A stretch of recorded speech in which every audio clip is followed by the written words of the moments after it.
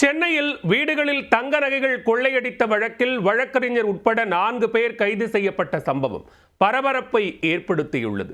திருட்டு நகைகளை அடகு கடையில் விற்று கல்லா கட்டிய கும்பல் கூண்டோடு சிக்கியது எப்படி? சென்னை பெருங்குடியில் உள்ள கல்லுக்குட்டை பகுதியில் வசித்து வருபவர் தேவநாதன். இவர் வேலைக்கு சென்ற நேரத்தில் வீட்டின் கதவை உடைத்து 6.5 சவரன் தங்க நகைகள் திருடப்பட்டுள்ளது. இதுகுறித்து துரைப்பாக்கம் காவல் நிலையத்தில் அவர் புகார் அளித்துள்ளார். இதேபோன்று பெருங்குடி கல்லுக்குட்டை பகுதியில் அஞ்சுதம்மாள் என்பவரின் வீட்டிலும் 8 சவரன் தங்க நகைகள் திருடப்பட்டுள்ளது. பட்ட பகலில் நடைபெறும் துணிகர கொள்ளை தொடர்பாக புகார் வந்த வண்ணம் இருந்துள்ளன.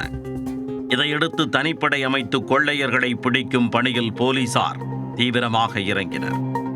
இந்நிலையில் பெருங்குடி கல்லுக்குட்டை பகுதியைச் சேர்ந்த 19 வயதான பிரகாஷ் என்பவரை சந்தேகத்தின் பேரில் பிடித்து போலீசார் விசாரணை மேற்கொண்டனர். அவர் முன்னுக்கு பின் முரணாக பேசியதால் காவல் நிலையத்திற்கு அழைத்துச் சென்று விசாரித்துள்ளனர். அப்போது தனது கூட்டாளியான 21 வயது அஸ்வின் ஜோசப் மற்றும் ஐயனார் ஆகியோரை அழகாக கையை காட்டி எஸ்கேப்பாக நினைத்துள்ளார்.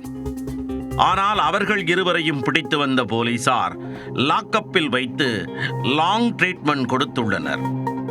அதில் 3 பேரும் சேர்ந்துதான் வீடுகளை குறிவைத்து கைவரிசை காட்டி வந்ததை அழகாக ஒப்புக்கொண்டனர். திருட்டு நகைகளை அதே பகுதியைச் சேர்ந்த வழக்கறிஞர் மணிகண்டன் என்பவரிடம் கொடுத்ததாகவும் கூறியுள்ளனர். அந்த நகைகளை தனக்கு நன்கு பழக்கமான பழைய வண்ணாரப்பேட்டை பகுதியில் உள்ள அடகு கடைகளில் மணிகண்டன் விற்றதாகவும் கூறியுள்ளனர். அதற்கு மாறாக அவர் புதிய நகைகளை எடுத்துக்கொள்வதை வாடிக்கையாக கொண்டுள்ளார். நகை திருட்டில் ஈடுபடும் திருடர்களை போலீசார் கைது செய்து சிறையில் அடைத்தால் அவர்களை ஜாமீனில் எடுப்பது மணிகண்டனின் தலையாய பணியாகவும் இருந்துள்ளது.